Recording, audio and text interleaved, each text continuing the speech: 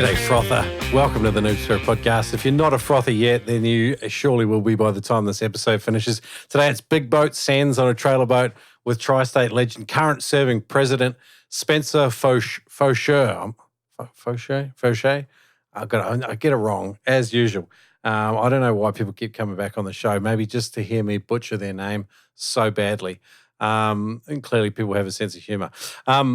Spencer is the president of a club in the northeast of the US, the Tri-State Skindivers. These guys, it's actually more than Tri-States now. They've sort of into 5 or 6 states. They've got more than 300 members, and this is a frothy club with some really, really cool comps coming up. Noob Spearo has put some books in for the next one, 99 Spearo recipes and 99 tips to get better at spearfishing. I think even the Spearo log is in there as well as prizes. So, but you'll hear Spencer talk a wee bit about this club and an awesome vibe that they've got going over there. Shout outs. I have a few. Matt Stewart, he left a review for the spearfishing course. He says, Noob Spearo spearfishing, a top-notch experience for newbies and dads taking daughters. I just had the most incredible experience learning to spearfish with Noob Spearo spearfishing. Shrek and his team of instructors are brilliant. The instructors were fantastic with heaps of experience in the different fields of freediving and spearfishing. They made sure safety was absolutely paramount, which put me at ease right away. They weren't pushy at all, but incredibly patient and encouraging. They really took the time to make sure we all understood everything and felt comfortable in the water. It was such a fun and exhilarating experience. I learned so much, and I even managed to spear a couple of fish. I loved it so much that I'm going to sign my daughter up to do a course with them, and I'm keen to go back for the intermediate level course. Talking about intermediate level courses, we've just released a brand new trip, and I would really, really love to fill this boat full of frothers. This is kind of a brand new trip. So when you run a pilot trip, you're not really running to make a lot of money. You're really just trying to get a trip up and going, and this is something that we want to have on the calendar annually. But I am running the Mackay Intermediate Spearfishing course, the Hardline and beyond. It's aboard the QE2 charter boat. We're heading right out beyond trailer boat range to the Northern Swains and beyond the Hardline. It's going to be absolutely fantastic. I'm joined by Tom Sandstrom and Tim McDonald, Australian spearfishing champion. And jeepers, we're in an idyllic location, hot showers, 2 people per cabin, some really, really good ocean-capable tenders, an experienced skipper, a really amazing boat. It's going to be pretty awesome. It's coming up this year too, guys. Get in, go to spearfishingcourses.com.au and sign up for the Mackay Intermediate Spearfishing course. It's November 7th to 12th, 2024. Anyway, enough from me. Let's get into it. A big chat with a big frother. Here we go. Spencer Faucher. Shop for your spearfishing gear at adreno.com.au. In-store and online, you can use the code NoobSpearo to save $20 on any purchase over $200. Why would you shop with Adreno, I hear you say? Well, let me lay it out. Flat rate shipping, $9.99 on all orders. Hassle-free returns policy. Australia, price match guarantee. Shop now, pay later with Afterpay. Fully sick brands. Huge, obnoxiously ginormous range of great spearfishing gear made just for legends like you. Go Adreno, go pro, don't be slow. Shop massive, spear and gear at Adreno. I'll stop. Shrek. It's a no. But seriously, shop with the Noob Spearo's longest running partner, Adreno. Head to adreno.com.au online or in-store at their huge mega stores. Use the code NoobSpearo to save $20 on any purchase over $200. Are you US-based, looking for freediving, spearfishing gear? Neptonics is the best. Their online website's so easy to use. If you've got any questions, Jerry and the team answer questions via phone, email. Anyway, they've got an easy contact form on the site. These guys are absolute legends, and if they sell it, they believe in it, they back it, they use it themselves. It's tough gear that works. Visit neptonics.com. Use the code NOOB10 to save 10% on any order at neptonics.com. That's right. Use the code NOOB10, N-O-O-B 10 on your next order. Save 10% at neptonics.com. I used to get told there are only 2 certainties in life, death and taxes. But I found out that there are actually 3. Score a free hat of your choice when you use the code NoobSpearo with every purchase of over $100 at noobspearo.com/taxman.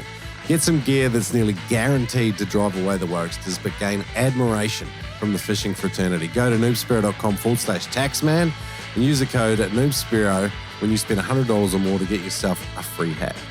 Again, noobspearo.com/taxman.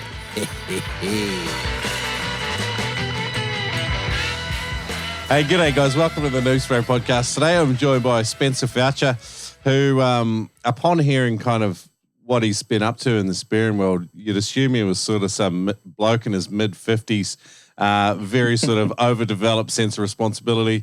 But I tuned into his Instagram profile and the Tri-State Spearfishing Club that he's president of, and lo and behold, he's a bloke probably in about his early 30s, but he's just a proper high output, absolute frother who has done a whole lot really in and around spearfishing in terms of boat building, chefing type stuff. Like, Spencer, walk us through, give us the Cliff Notes version of who you are and what makes you tick, man.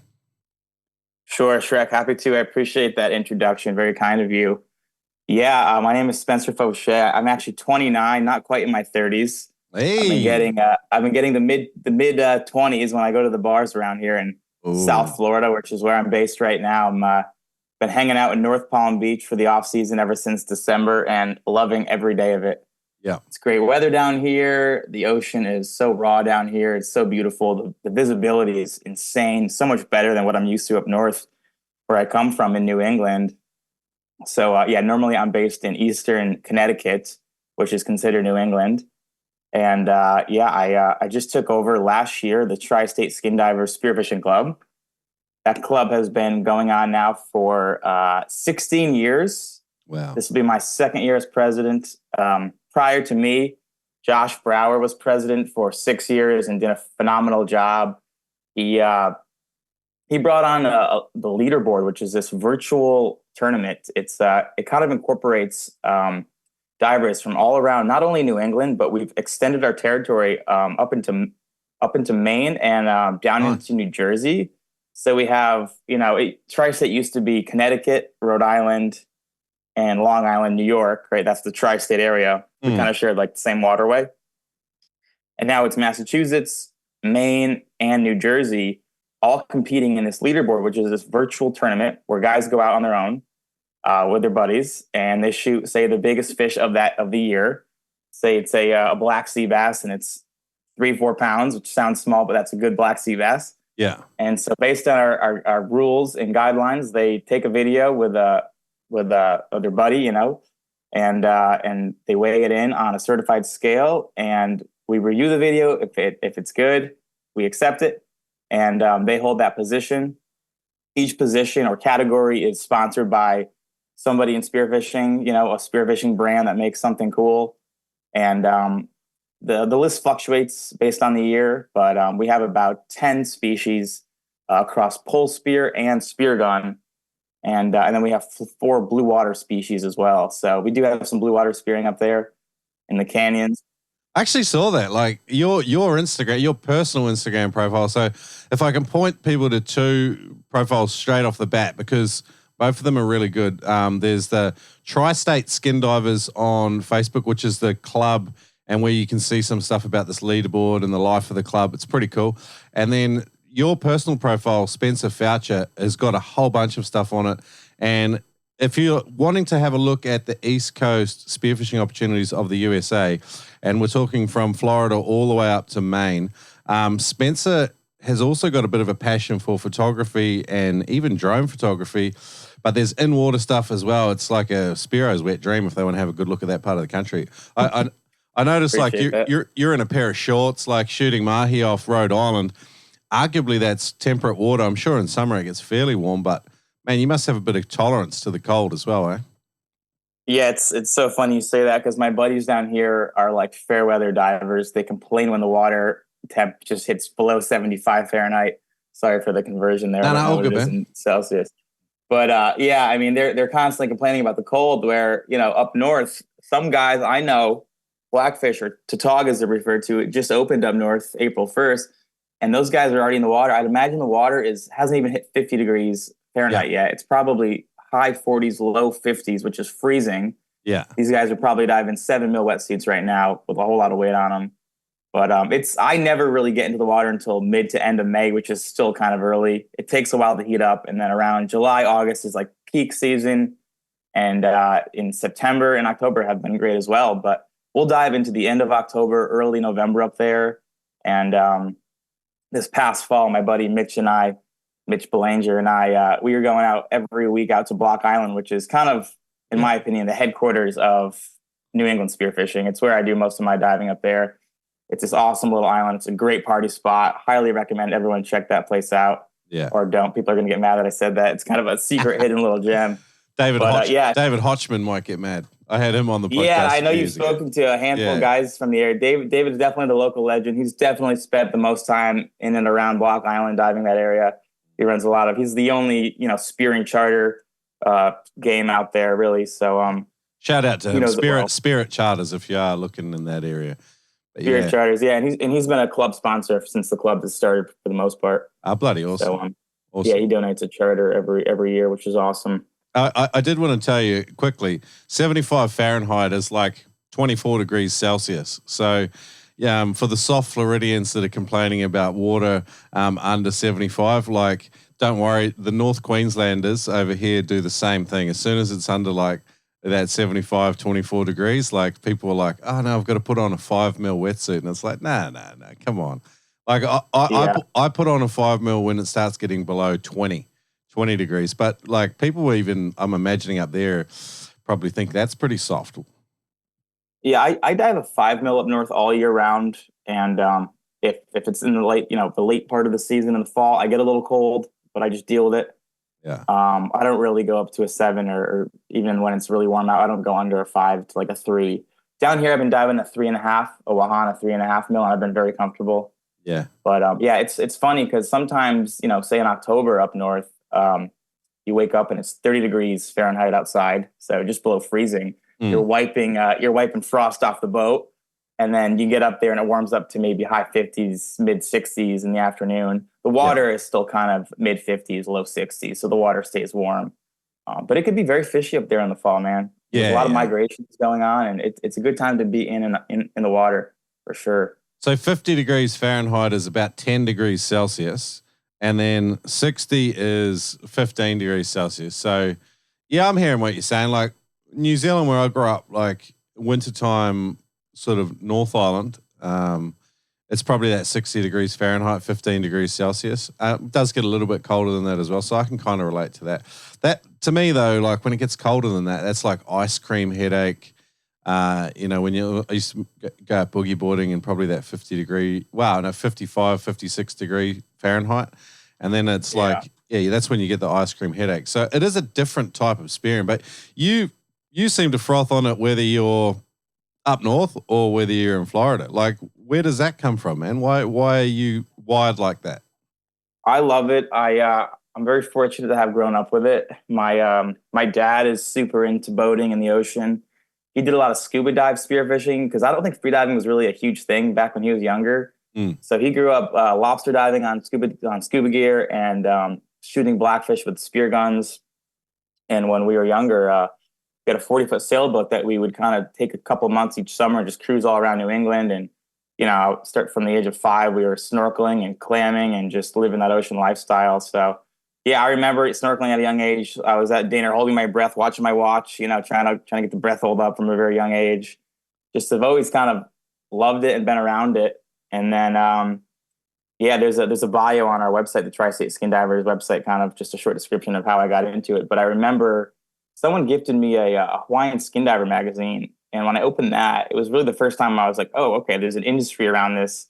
There's actually guys doing this on an advanced level, shooting big pelagics and all this cool. I just got into it. I was like, wow, that's awesome. So kind of got more into it that way in high school. And but the one thing is, so my dad shot on his office wall in his wood shop because he's a carpenter builder by trade. He builds custom wood stairs and custom homes and houses, residential houses. He's got this 20-pound blackfish on the wall. So I always grew up looking at that fish on the wall, saying, I got to catch one that big one day, or at least try to find one that big. And it's funny, when we were in high school, my good buddy Eric Woodford, my best dive buddy, and good buddy that we grew up together, we used to work at this marina, Powell's Point in town, and we stole one of the sailing school boats with a friend of ours who was driving, ripped out to the breakwall where, our local breakwall where we were always diving, where my dad actually, 30 years prior got that same fish. So it's just a fishiary for this species, the Blackfish tautog. And he's very forgetful. So he forgot I think he forgot his mask and his spear gun, right? But he had his fins. So I go down and shoot a striped bass, which would be considered a slot today. So I don't know, a 32-inch fish. And I'm like, oh, I just got a nice fish, dude. Take my gun, take my mask, take a go at it. He goes down, comes up, and he's like, dude, your drag on the reel isn't working. I'm like, yeah, right. There's nothing here big enough that's going to affect that you're going to need drag on the reel for. So I'm helping him horse this thing up, and we get it in our hands, and it's just a freaking grouper size blackfish, the biggest we've ever seen. So I saw this thing, my adrenaline kicks in, I grab it by the gills, and we just horse this thing into the stolen whaler, the workboat. And it was funny, he had shot it directly through the nose, like in the bone, with like a couple centimeters of tolerance, just like barely missed it, but it was in the bone structure. It was like probably the second shot that it was a Cressy Geronimo, like 90 centimeter gun, and shot twice. So it was just nice and fresh and went right through the face. And that fish was like, I think it was 23 pounds. We weighed it the next morning. So we beat my dad's record. And honestly, we never got it officially weighed, but it was very, very close to the world record at the time. Yeah, right. Yeah, wow. Just a huge fish for its species. Any guess on the weight or? We did weight. We just didn't get officially weighed and like tried to document it and all that. It was 23 pounds. And the world record, spear world record was probably around 24 at the time. And my buddy, Brendan Dyer has the world record today. It's 25 pounds. So that fish was only two pounds under. But, just a fish of a lifetime that you will never see again. That's a monster tog. It's a monster dog. Yes, it is. Yeah. What are they? Exactly. They're wrasse, aren't they? What do they eat like? Are they like sort of that soft, medium texture fish, like fairly mellow taste, or that's what I'm imagining? Yeah, they are in the wrasse family. The meat yield is magnificent on those fish, and most people really enjoy it. My mother makes an unbelievable tog chowder. Yeah, I think a clam chowder, but tog, Yeah, right. And it's super good. If you could just like boil it in like soup, or you can eat it lots of different ways. But it's meaty, it's white, it's pretty flaky. It's just kind of bland tasting. It's delicious for sure. Not my ultimate favorite, but good. No, I find like the more you go fishing, your taste kind of gets refined. But some of those wrasse species are fairly bland, so they're actually like a really nice species to like get people into seafood, because we kind of take it for granted, seafood. But for people that aren't really that familiar, like a lot of like my wife tends to like more mild fish, so that's the sort of fish that I like to prepare for them, because I know that the whole family's going to eat it. Yeah, no, it's delicious, and it's also entry-level fish to get into spearfishing in up north. It's usually the first species somebody takes down. Yeah. I think my first one was on like a 3-prong, just because they're in shallow water and they're not the smartest fish in the sea. They'll come right up to you for the most part. Those dumb ones are what get us into it, though, and keep us coming back for more.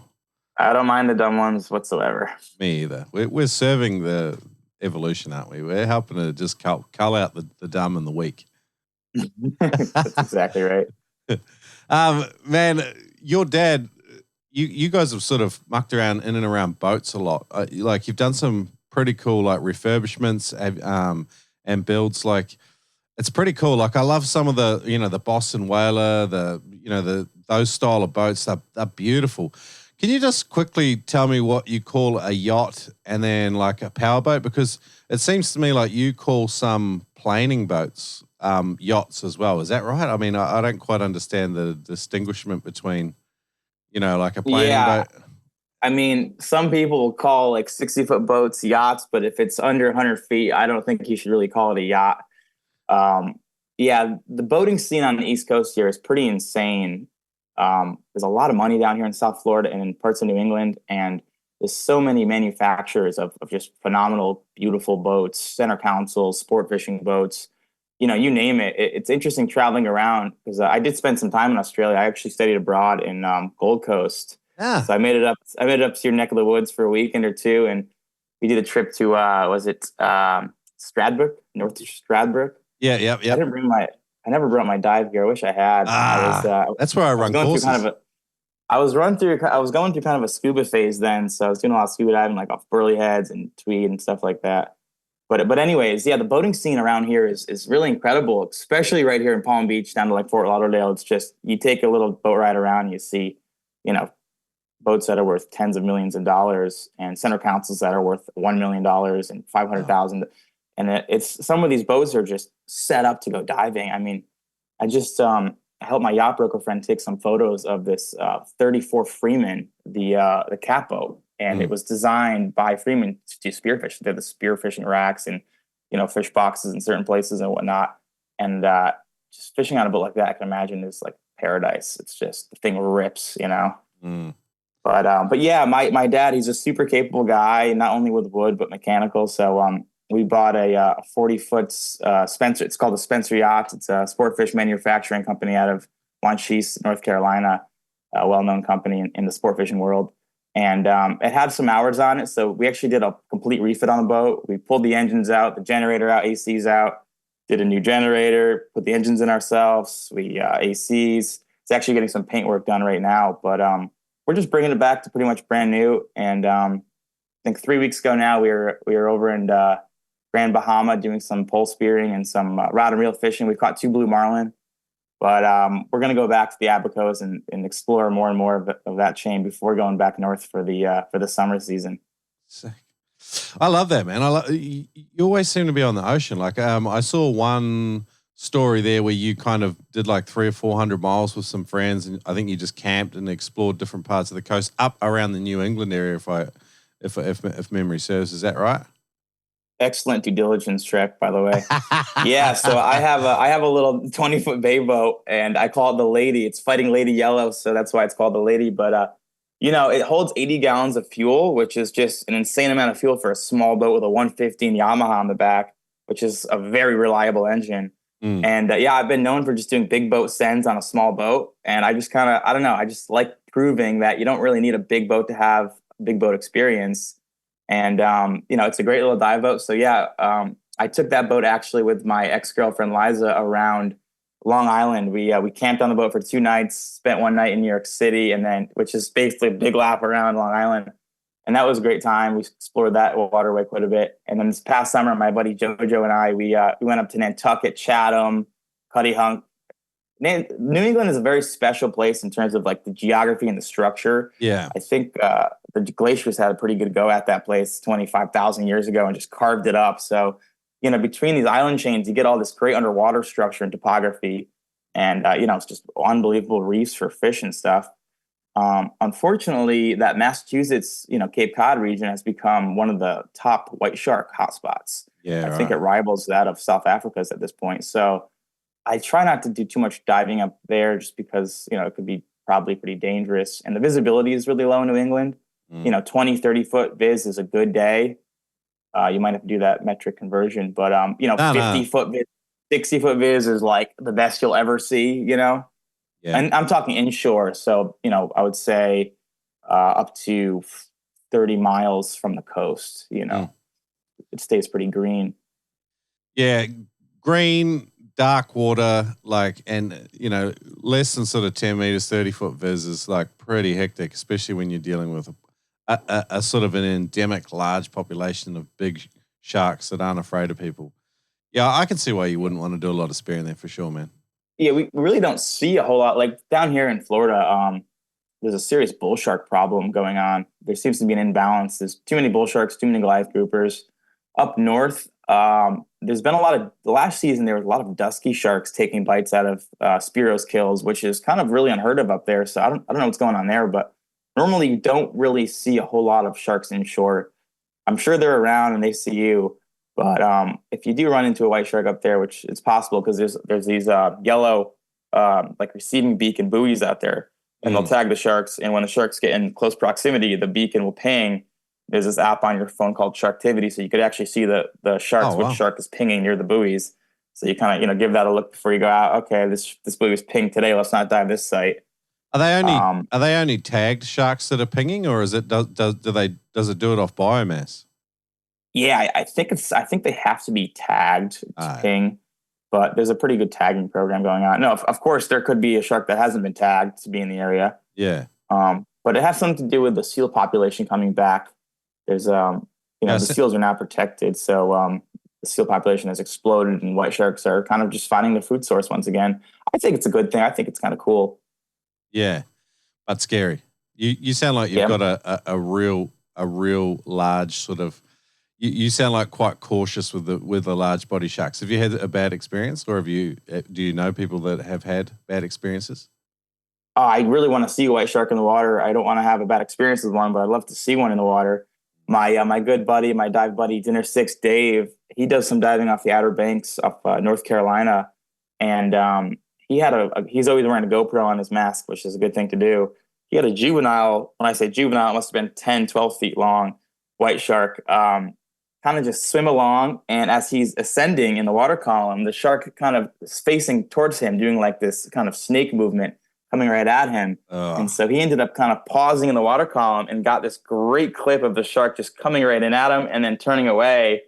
And the video was like sold off to some networks and went viral. It's got like 14 million views. But, the juvenile ones are scary because they're transitioning between a fish diet to a mammal diet. But we have a lot. We don't get in the water down here in South Florida without seeing sharks, typically bull sharks. I've never had a bad experience with one. I just don't want to run into one up in the Merc, up in Block Island. It's bound to happen one day. What do you guys understand about their body language? Because it sounds like, to me, like with your mate's situation, that that shark's playing some little body language games, which they tend to do with each other. And then as he's sort of resurfacing, that's sent a message to that other great white that he's maybe something to investigate and potentially attack. And when he's paused, he's tried to pose a threat to it again, which is maybe what's made it veer off. That's my little bro science guess at what was going on. Have you guys sort of had postulated about this sort of stuff as well? We've talked about it a bunch, as you could imagine. Yeah. And it was probably just instinctual on his part, because it's not like he had all this time to think about what to do. He probably just was like, I'm swimming up, it's chasing me. I should probably pause here for a moment and face it head on, just to kind of show him who's boss. And the shark was interested, and then it wasn't interested. I'll send you it after, Shrek. It's a pretty cool clip. I'll link it up in today's show notes. So it's a great clip. What's funny though is he was diving that same region, I think 2 weeks later, and the viz was not as good. And now he just saw white shark 2 weeks before, and he's like, "Damn, I'm kind of scared." He's looking around. I don't want to see another white shark. And as he's thinking that, he looks behind his shoulder, and there's like a full mature white shark in the Merc, just like big body. Like 2 weeks later, it's like, oh man, incredible. That's hectic. So he's known as the white shark guy. Has he become an investor in Ocean Guardian and bought himself a shark shield? You better believe it. It's sitting on my front porch right now, because he comes down and visits me. So I have his. He doesn't wear it down here because he'll get made fun of probably down here, but but he's got it. Yeah, they work, man. Have you had to play with them? I have not, but the Shark Bands sponsors the club, and they send us a care package every year. Yeah. And I've thrown those on my ankle once in a while. I haven't had any interactions with them on my ankle, but I believe it. I don't know how they work compared to the other brand, but I think it's a good thing to wear, It's my understanding that they, both the Shark Bands and the Shark Shield create an electrical field which disrupts that primary, well, it's one of their sensory apparatus, the ampullae of Lorenzini or whatever. The thing that I had heard was that between the unit and the anode, is it, or that determines how large the field is that it creates around you, which is why the Shark Shield has like a tail on it, which is what annoys divers, because it's like 3 feet of whatever cord hanging out the back, and then it gives people a zap if it lands on them. Whereas the Shark Bands are a lot more discreet, but I think the argument is that they create a much smaller electrical field, so therefore they're less effective. But I have had calls to interview the guys behind Shark Bands, so I'm not dismissing it out of hand, but I think if you've had experiences like that and it's affecting your dive because your anxiety's too high, then it's probably an investment to buy something. And I've dived with people that have used Shark Shields for a long, long time. The guy that gave me the nickname Shrek, John, he used to use one all the time. He actually Seeker flexed the Shark Shield tail down one of the inside channels of his fin. But I've seen other guys just zip tie it, like drill small holes and then put a series of zip ties to hold it in. That way it's kind of not disrupting you too much, and it's kind of predictable where it's going to be. It's less likely to lay over your shoulder when you get on the bottom.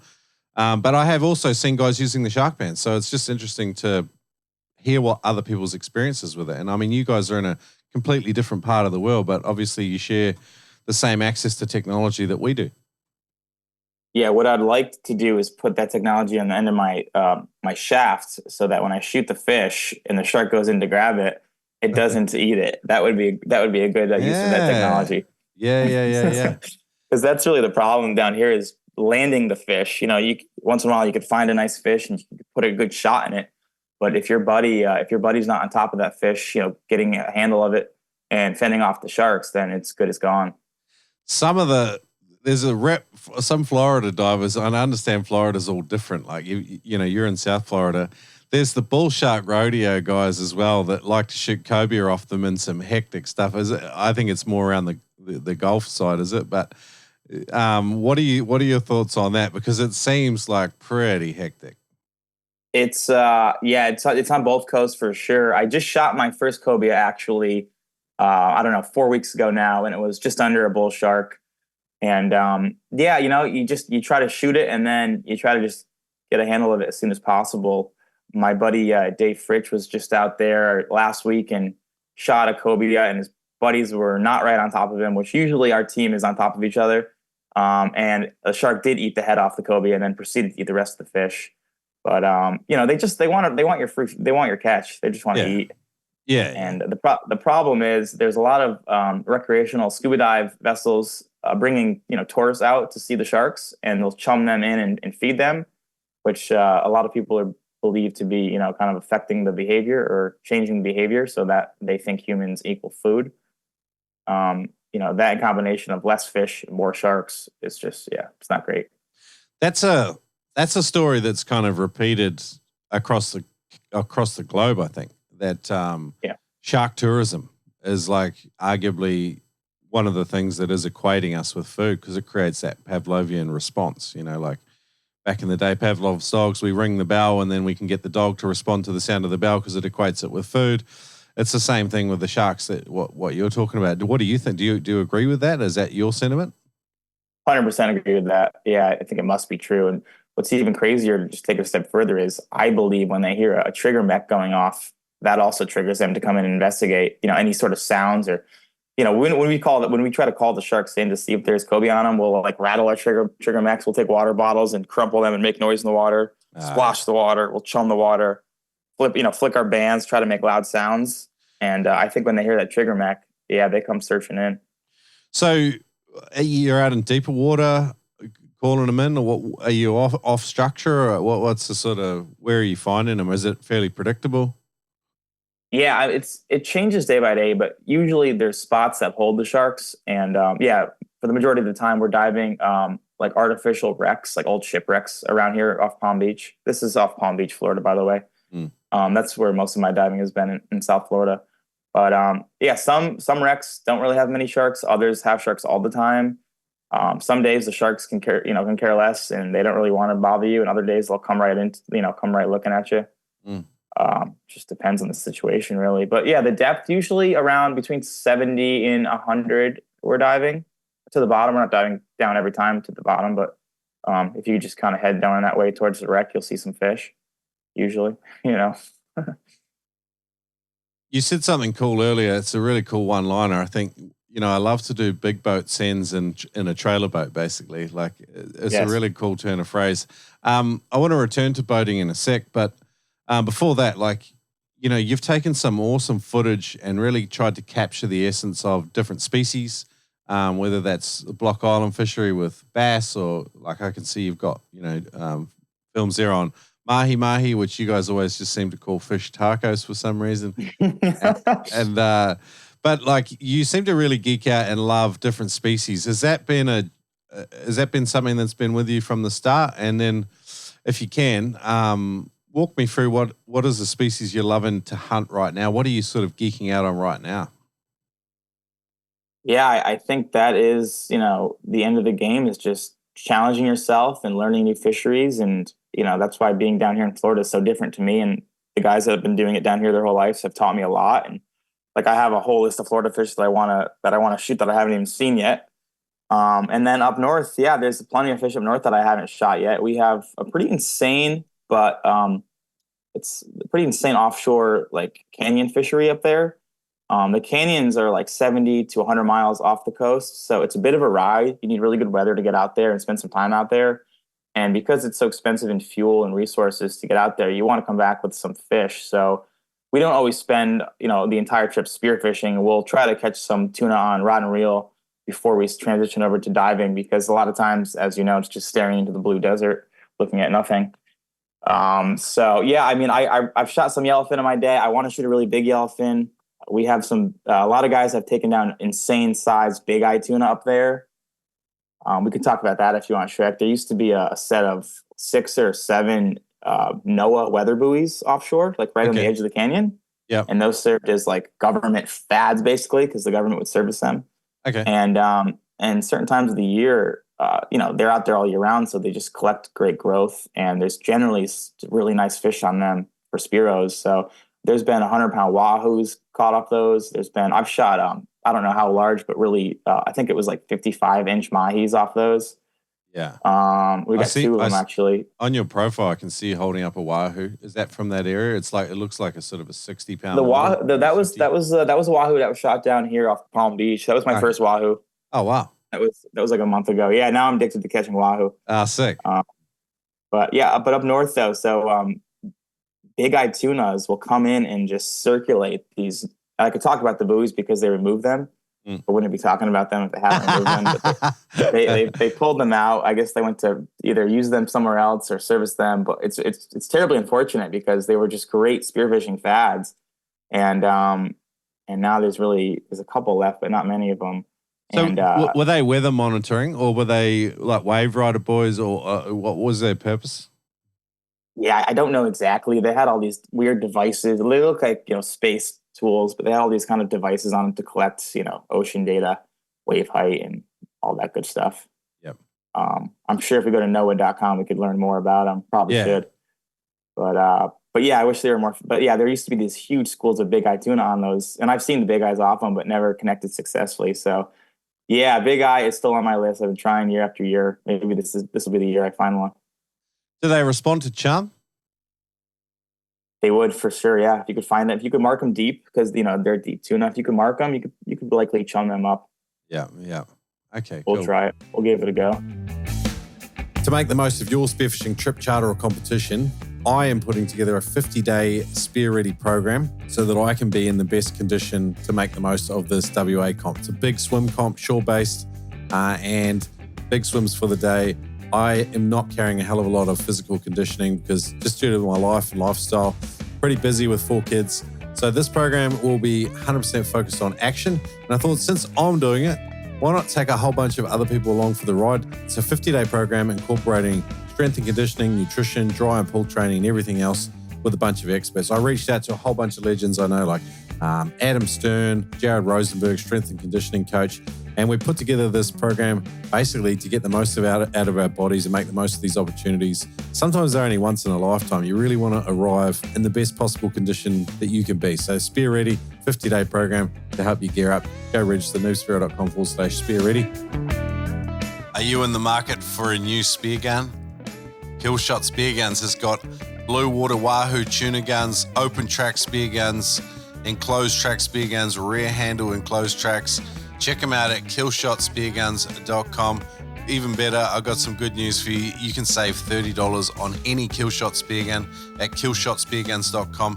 Use the code Noob. If you're in store, just say, "Crikey, mate," or say Shrek from the Noob Spearo sent you, and you'll save $30. Ed Martin at killshotspearguns.com. Check them out. Yeah, sick, man. Walk me through this Wahoo that you just shot. Like, tell me about the story. How did that happen? There's a spot a little further south. It's like in 150 feet of water over a wreck. And the Wahoo just kind of congregate over it and love it this time of year. And, my buddies brought me there, and I didn't really expect to see anything, but we jump in the water, and 10 minutes later, there's literally 5 Wahoos around me. No one else can see them. I'm looking straight. Everyone's just getting set up, loading their guns. And I'm looking at these Wahoo. I'm like, should I take a shot? Should I be the first one? So I whiffed a shot, missed one completely. My buddy Christian Daler next to me, great Spearo, he takes a shot on a reel gun with no float line and it rips off immediately. And then our buddy Dave is like, guys, stop missing the Wahoo. They're not going to stick around all day. Yeah. So I'm like, all right, I'm not messing up again. So we do a second drift. Dave goes down, 20, 30 feet, and I could see him lining up on a fish. And so kind of like start to slowly make my way down to put a second shot on his fish. He shoots it, it takes off. And it's kind of funny, like sometimes when you shoot a mahi, like other mahi will hang around with the one that just got shot. The Wahoo were almost doing that with his shot fish. And so I was chasing his fish and a couple others. And then as I'm like kicking and trying to get a second shot on his fish, all of them kind of disappear except this one. And I thought it was the one he had shot because I was chasing it and it wasn't taking off. So I swim down and I get a little closer and I'm literally chasing this fish. It should have just tipped right off. And I noticed it's not the one he shot. It's a completely different Wahoo. So I shoot it. I'm on, like a 110 with a reel and it's connected to a float line. So good shot, connected properly, rips all the freaking reel line off my Yuli sub reel. And then I have the float line in hand and it's taking float out and it's basically towing me along the water. Yeah. Because I kind of broke off from the other three. So the boat saw me break off and followed me, thankfully. And thank God there weren't many sharks around this day. So I'm getting towed up. The boat guy said I was getting towed at like 5 knots because he was like keeping up with me. And I just like pull myself to the fish. I'm like, please don't break off. Please don't break off. And I get a hold of this thing and I just, put my hands to the gills and the boat was right there. So I handed it up to him. And on my own, I just land this Wahoo and I'm like screaming and hollering. It's my first Wahoo. The other guys are struggling with this other fish. They're missing second shots and then they got control of it. And end of the day, they jump in the boat. We're like, dude, you were kind of screaming and hollering, celebrating a little early, weren't you? Like, oh, sorry, guys, really excited. But so, yeah, we got 2 Wahoo on that drift, my first one, and just, made a mess of it, all the gear, rear line everywhere. You landed it though, man. It was on this gun. Normally you shoot a bigger gun. This is like a reef gun. So I got kind of lucky, using this thing with the reel on and everything. It was on flopper shafts as well. That's a nice rear handle. That's fairly uncommon. The Floridians seem to love their mid handles, don't they? Most of my buddies are big Rob Allen fans. I know you guys are big Rob Allen fans in Australia as well. They don't shoot anything other than like big, double roller Rob Allens for the most part. Man, I like the Ocean State spear guns up your way. He's doing a good job. Yeah, Matt's a great shout out to Matt at Ocean Spear Guns. He's a great sponsor for the club. He supports. He's like our biggest sponsor. He joins every tournament. He gives plenty of gear to the tournaments, all the events. We do a lot more than just tournaments. We partner with a company called Orca they're a nonprofit that does beach cleanups in the area. Yeah, sick. So we'll do 1 or 2 events with them and just try to clean up the beach and hang out and get together and network with everyone. Yeah, I like that vibe about your club. I see that as well. I want to talk a bit more about the club. Just returning to that Wahoo, like I'm looking at it, I want to make a call and an estimate on it. It looks like 50, 55 pound fish. Nah, it's just a good Florida push, as they say. It's probably a 40-pound fish. Oh, wow. But it towed you at 5 knots. That's pretty hectic, man. Thankfully, that shot was a good shot. Yeah. I just wanted to get a handle on it really fast. Where was the shot? Mid-body, between the anal and the dorsal, was it? Exactly. Yeah, nice shot, man. A good holding shot. Thank you. That Thank nice you. Yeah, stroke. I'm super stoked on that. Yeah. And Wahoo, it's just such a rewarding fish to kill because they're so tasty, man. I mean, I don't think we cooked an ounce of that fish. We had a big sushi party afterwards and just ate the whole thing sashimi style in sushi rolls. Sick. Such a fantastic, delicious, bland eating fish. Yeah, nice. Yeah, I like them too, man. I still haven't shot one. My friends have given me Wahoo to eat before, and I've absolutely been appreciative. You seem to have that bug for pelagic fish. Like, what's your preferred mode of hunting? Big fish, pelagics, or do you like reef hunting as well? Yeah, I really love it all, Shrek. But yeah, I want to get into pelagics are just hard to find. They travel so fast. They cover such large sections of the ocean. But yeah, I want to shoot big pelagics, big yellowfin, big eyes, more Wahoos. African pompano is very high on my list down here. Yeah. I want to shoot a nice AP. The cobias, I just keep shooting more cobias. That'd be awesome. Anything would be good, really. Yeah, I can see you holding out on a recent trip. You guys have all got permits in cobia. That looks like a fun trip. They look like good dudes. Yeah, if you look at that photo, we have bananas in our mouths. Yeah, What's your take on the bananas? I love it. I always love a bit of superstition. Yeah, I think you got to have bananas to have good luck. I found the older the country, the worse the superstitions are, but the banana one is pervasive across the planet in the boating world. I don't understand why. It'd be interesting to see a good, like, full debunk of it. Like, Yeah. but where it comes That's what we were from, trying the to do in origins that of it. video. We were like, actually, I think we didn't even bring them. We just found them. Someone left them on the boat. Okay. Like from a trip prior, and we're like, all right, we got bananas today. Let's see what happens. And then we lucked out that day. But fishing's tough. It's not always good. You just go out there and have a good time, and then if you catch fish, it's just a bonus. That's the way I look at every trip.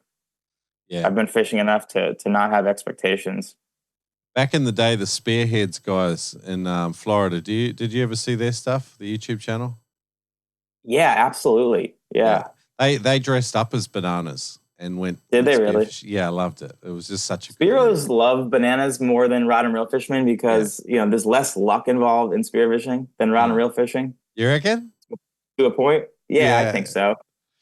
I'll tell you what. So.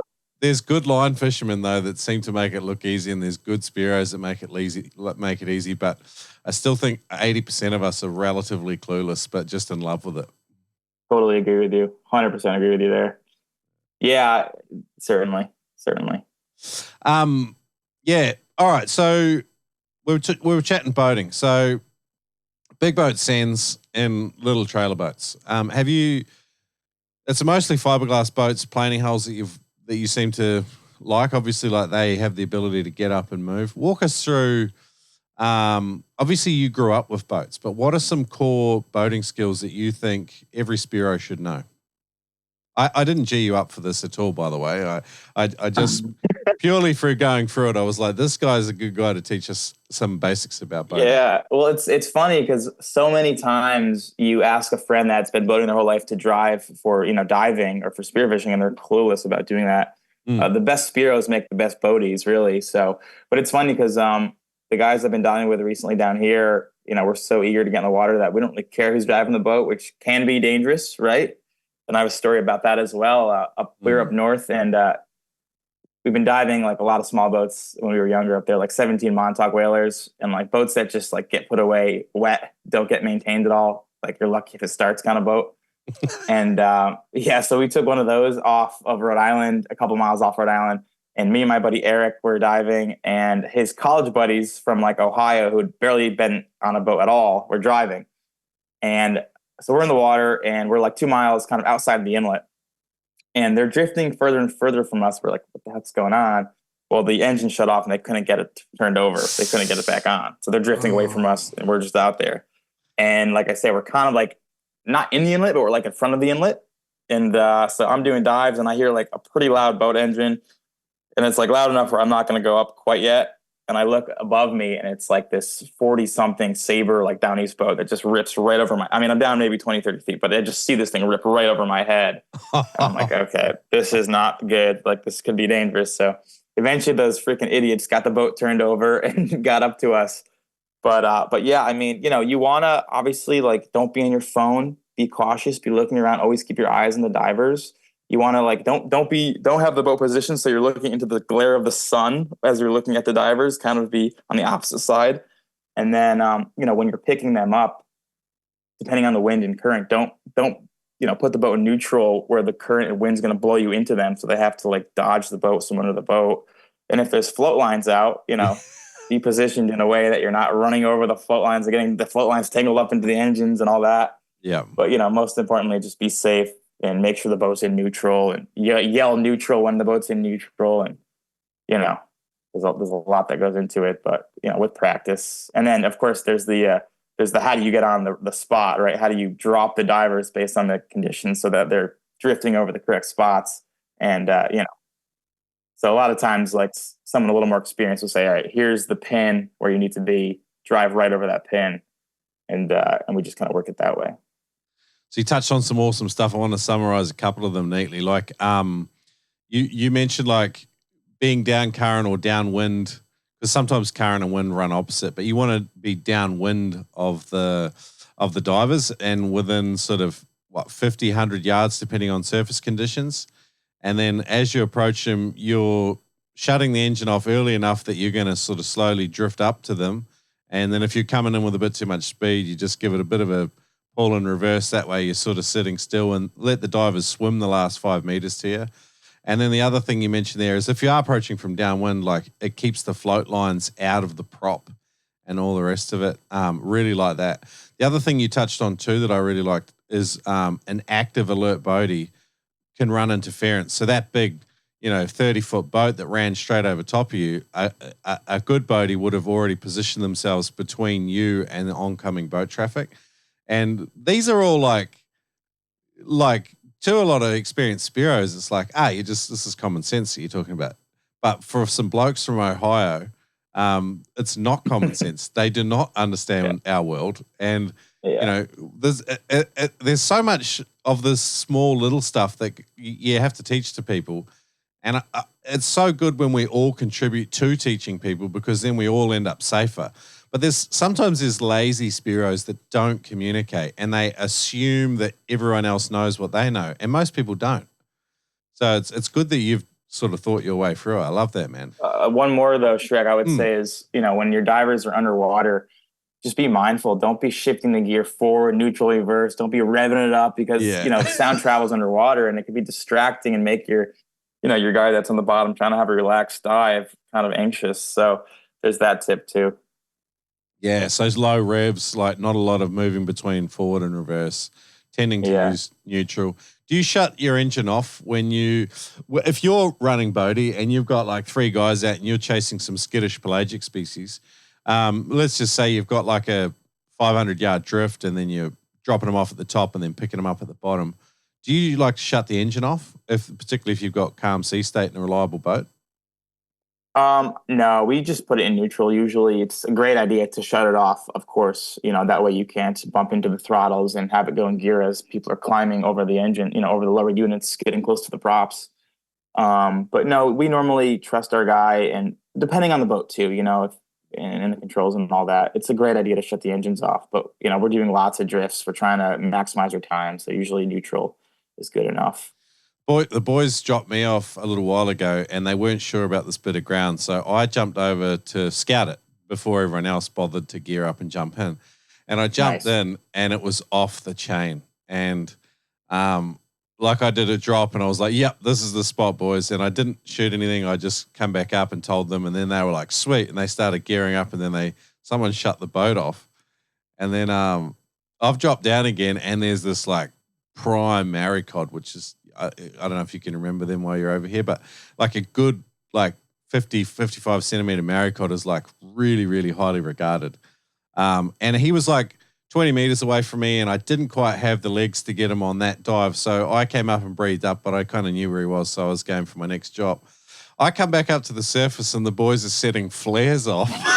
What? They're 150 yards away from me. There's flares popping off and they're trying to get the attention of this big, like 25, 30 foot, like a tower boat because the engine wouldn't start. And like literally only 5 or 6 minutes had gone past, but they had shut it off and couldn't start it again. So I'm just drifting there and I'm like, waving out. They're waving to me before that. And anyway, it all ended up being all right. We got towed in and the guy didn't have Coast Guard membership, so we had to pay like $1,000 or something for the tow. And it was... You're lucky the helicopter didn't get sent for you. That's hilarious. Yeah, well, thankfully... That would have been an expensive day. It was only a 200-meter swim, but I was kind of disappointed too because I didn't get a shot on that maricod, But yeah.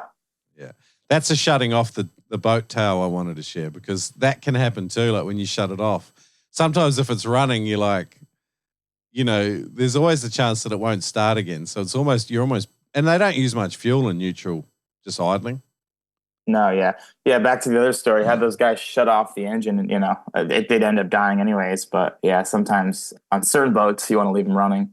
Yeah, sure. But also like driving in, boating around lots of other boat traffic, like not drop. If there's fishermen on a spot, don't jump in their way, wait for them to drift off the spot. Or if they're anchored, just go to a new spot. And don't dive too close to inlets and all that good stuff. Like spearos love to dive in inlets around boat traffic, right? It's like the thing to do.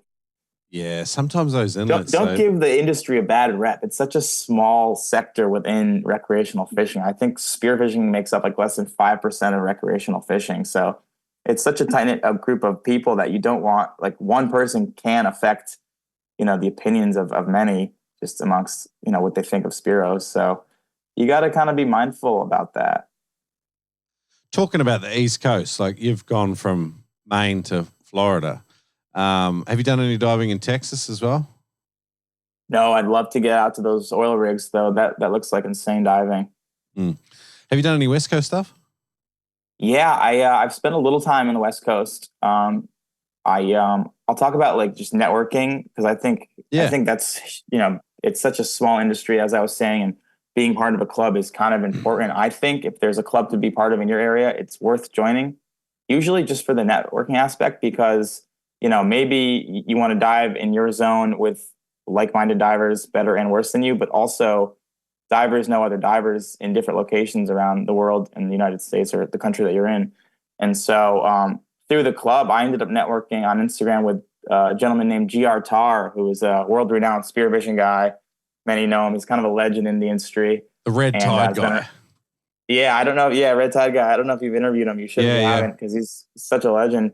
But yeah, he's just, didn't know me at all and just kind of accepted that I was a newbie at the time and took me under his wing for a day and brought me out and showed me all these great spots off of St. Pete. And it was just awesome to learn from him and his guys, And to that point, I did the same thing with Jeremy Gamble, just a little further north than him a couple of years before that. So yeah, I think the power of social media and Instagram, everyone's on Instagram. So just like being very friendly and going to your network. Hey, I'm traveling to Southern California. Do you know anyone that dives there? Can you hook me up with someone that dives there?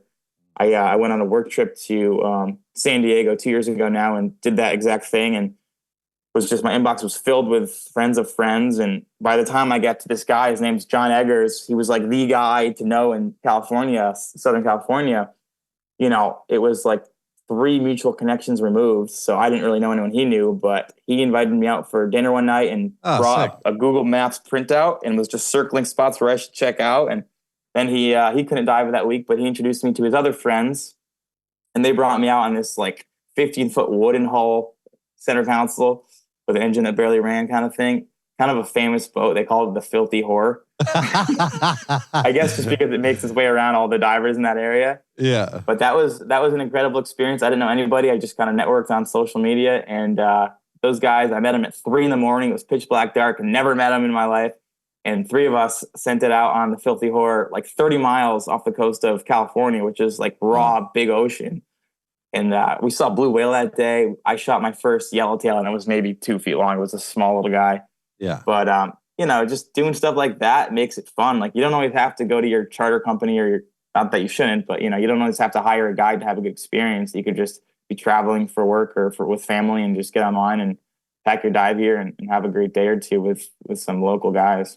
There's a lot of reciprocity in our community, man. There's a lot of rad people. Like sometimes spearos are accused of being tight because it's like, the level we apply to hunting fish underwater, we seem to apply to hunting for a bargain above water as well. Like the spearos are remarkably like careful with their money at times and then quite ridiculous at other times. But anyway, as a rule, there's these generalities about our community. I love the fact that you can, like you say, connect and network with people in different parts of the world.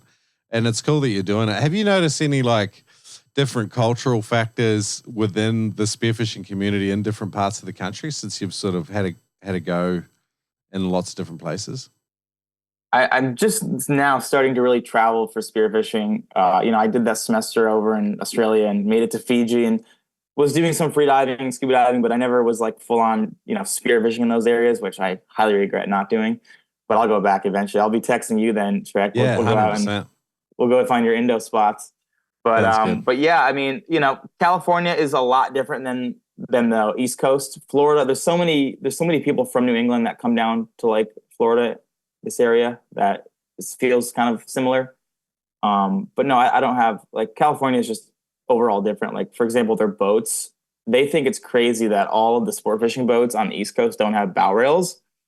this is more of a rod and reel thing, but like those guys will use the gunnels or the bow rail on a boat to lever the rod and reel and fight the fish. And you would never see that on the East Coast ever. Yeah. You would never see someone using the boat, to hold up the rod. You would see someone in a fighting chair or standing up with a gimbal and harness.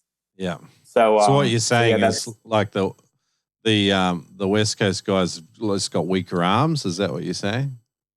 They might. I don't know. Something in the water, maybe. I haven't spent enough time over. I want to get back very badly, and I have some friends that moved to Southern California. So my buddy Aaron Hampton's got a nice boat down there. So we're going to try to go out and find some of those bluefin tuna in the near future, hopefully. Sick, man. But yeah, I haven't spent enough time to really tell you, the differences in cultural spearing. How do you reach out to people then? Do you just say, hey, guys, or do you do like a story on Instagram or something and just say, hey, I'm heading over here. Do you guys know anyone? Or, what's your approach there? Yeah, I'll just reach out. I'll reach out to my internal, network and say, hey, do you know anyone that lives here? Or I'll just jump on Instagram and find people that way and just shoot them direct messages, Not everyone gets back to you, and some people send rude responses, but, can't be afraid of that kind of thing. Nah. Yeah, like there's that Ryan Levesque book, if you don't ask, you never get anything. And the squeaky wheel gets the grease. Yeah, but you've got to have the sort of the boldness and the courage to reach out. But like Spearos, like honestly, there's some incredibly hospitable people in our community, and they're only too happy to like meet people from other areas and show you what they love in their backyard, Yeah, I think spearos like to travel, and if you fish, you might need to bring a lot more than just a dive bag and a spear gun. But if I go to California and I'm diving over there, say, hey guys, open invite whenever you want. Here are the prime months to come visit me and what you could expect to get with me. So I just kind of offer that up, to them. And you've inadvertently throughout this interview told a lot of people what not to do, which is to share specific spots. And I think. Do you know what I mean? Like people are going to invite you back if they know that you're not going to blow up their area, like in terms of giving people specifics and stuff like that. Because there's that's kind of our way of protecting our fishery is like it's always person to person communication. It's not scaling. Do you know what I mean? Like I don't tell people on the podcast where to go. We might mention areas in generality, but I'm not giving out GPS coordinates. Because and same with social media, you don't do that. It puts too much population pressure on local area. And if you are in a club, if you are connected with a network, that's like it's not like you're in the club like we're some inner group of like people, whatever. But it's like we're providing a level of protection and looking after our area. I think would you agree with that? Yeah, the word club is kind of, it's really more of a network than anything else. It's just a group of like-minded, people that love to harvest seafood from the ocean, using a specific strategy, and just a group of guys that likes to get together and talk about fish stories. But yeah, to your point, you gotta just be respectful when you're on other people's boat, and you kind of just with time understand how to do that. Yeah, man. So I'm going to link up stuff we've chatted about today at noobspearo.com/Tri-State. So TRISTATE. And that great white video I'm going to put in there as well, and anything else we chat about, as well as the club. But let's chat about a bit more about the Tri-State Skindivers. So like you said, you guys have informal meetups. Walk me through like how you keep a club like that firing on all 8 cylinders. Like it sounds to me like you need a core group of awesome people that sort of do these voluntary roles that help make a club like that work. Yeah. It's all volunteer work, and at times can feel like a very thankless job, but it also is very rewarding. I love throwing these tournaments. Someone like Josh, the president before me, did it for 6 years and spent a lot of time and effort doing it. And there's a lot of moving parts. What's hard is to get other people to participate and volunteer their time to help out. But last season I had a team of, 3 or 4 others. And, the day events are really my favorite thing. Like, getting a good venue, reaching out to the network. Hey, who's got a good spot or a restaurant we could throw, the after party at. And these guys at the Nordic, this restaurant in Charleston, Rhode Island, throw a great tournament for us every year. We did a Maine lobster bake, and there's a guy that's harvesting oysters, Davy Jones oysters. He's actually diving for big oysters, so he comes with his oyster stand. And we got the backdrop with we have a huge list of sponsors. All the big names have been supporting us for years, and a raffle table just piled with gear. So at all of our events, everyone walks away with a piece of gear, whether it's a pair of gloves or a spear gun or fins or wetsuit, whatever it may be. Someone walks away with something, which is always nice, and I think that gets participation up a little bit. Yeah. Cool. But yeah, it's fun to see people enjoying the event that you kind of put together. It's nice to give trophies away to those that were successful, and there's someone there taking photos and videos. The biggest tournament of our season is called the Species Meet. It's always held on the first Saturday of August, and that tournament, it's going on now for, I believe, this will be the 14th year, I think. We have over 100 divers participate in that year after year, and I'm pretty sure it's either the second or third biggest day tournament in the country, possibly the globe. Who knows? I know the one down in the St. Pete Open is the biggest in the world. It's 300 member tournament, but we're pretty proud of that one because 100 divers in the Northeast, where it's not that huge of an industry up there. It's a good sized tournament, and it's a lot of fun. But yeah, we typically throw 3 to 4 day events on top of tournaments, and then there's always some beach cleanups or killing grills, we call them, which are just meetups, get-togethers, and cook your kill kind of thing. Cool. And then there's that virtual tournament I spoke about earlier, the leaderboard, and so there's a lot of moving parts, and then there's getting apparel and t-shirts for there's a lot going on, but at the end of the day, it's all worth it. Yeah, the other thing I think, with roles and stuff, do you have someone that looks after sponsor engagement in terms of, because one thing and I've seen it with sponsors before, it depends on, sponsors are doing it because they want to get in front of people and they want to contribute to awesome club environments. Clubs serve a massive role. It provides a communication hub, but then generally they're part of some overall governing body that help lobby our fisheries and all that sort of stuff, and marine parks, and they give us a seat at the table with the negotiations and the consultation that goes on when they're deciding how to rezone areas and things like that. That kind of happens at a higher level, and most spearos are so far removed from that process that it's not funny. So being part of a club sometimes gives you representation there, so they protect our access. And then we have the amazing social benefits of it. There's a competitive aspect, and then the networking part of it. There's so many reasons to be a part of it. I love that feeling underwater when you pull the trigger and you know exactly where that shaft is going. You want something dependable. You want to put that fish that you've been chasing for a lifetime in the boat, in the cooler, in the esky, in the chili bin, if you're in New Zealand. Why do we call all these things different names? Anyway, today's show sponsor, KillshotSpearguns.com, make awesome wooden timber spear guns, a fantastic shooting platform. If you've ever shot a big timber gun, you know the reliability that you get from these things. He mostly makes enclosed track spear guns. Visit him at KillshotSpearguns.com. Use the code Noob to save $30 on any Killshot spear gun. Hey guys, not sure how you stay hydrated out on the boats on those long days out on the water, but staying hydrated is absolutely critical towards good equalization and looking after your body, making sure you're not doing those awkward one-legged kicks to the surface when one leg cramps out on you. Go to aqualite.com.au and get yourself a box of sachets. You just simply add them to water. It's less than $1.28 per serve. It's cheaper and healthier than any other sports drinks on the market. Aqualite will make a difference in your spearfishing. Check it out at aqualite.com.au. Use the code NoobSpearo to save 10% on any order. Check it out. Aqualite, made in Western Australia.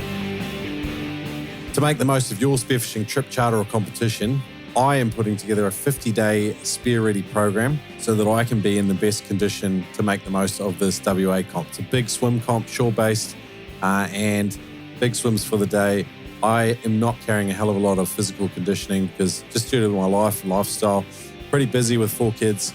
So this program will be 100% focused on action. And I thought since I'm doing it, why not take a whole bunch of other people along for the ride? It's a 50-day program incorporating strength and conditioning, nutrition, dry and pull training, and everything else with a bunch of experts. I reached out to a whole bunch of legends I know, like Adam Stern, Jared Rosenberg, strength and conditioning coach, and we put together this program basically to get the most out of our bodies and make the most of these opportunities. Sometimes they're only once in a lifetime. You really want to arrive in the best possible condition that you can be. So Spear Ready, 50-day program to help you gear up.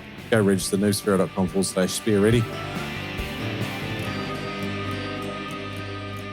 One thing I've seen with competitions and sponsors is sponsors not maybe getting as much value out of the exchange as they need. So like actively promoting some of the sponsors and giving them a bit of a plug seems to be a really part of that process in order to provide them with value. With Tri-State, I notice you guys create a fair amount of material and introduce people to the sponsors and who they are. Do you have a dedicated person doing that? Do you have a team of people that help with that? I mean, what does that process look like? Yeah, that's really my job, Shrek, in the whole scheme of things. It's kind of the sort of passion piece I have for it. It's just being that middleman and point of contact between the sponsors and the members. And yeah, it is tough because all of these businesses are, relatively smaller businesses and the industry is small, but we do our best to support our sponsors by a lot of them will generate like discount codes for us, whether it's 10, 15, 25 or more. And we'll just hand out a list of codes to all of our members to hopefully drive website traffic.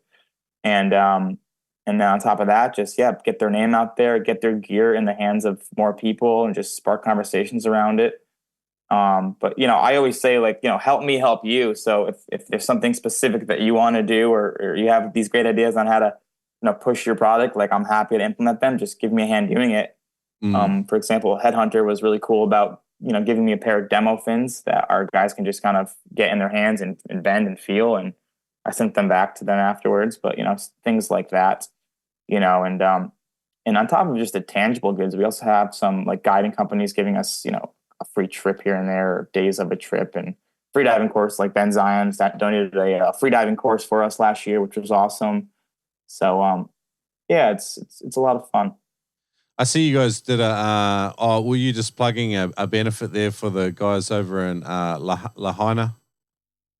Yeah. Yeah.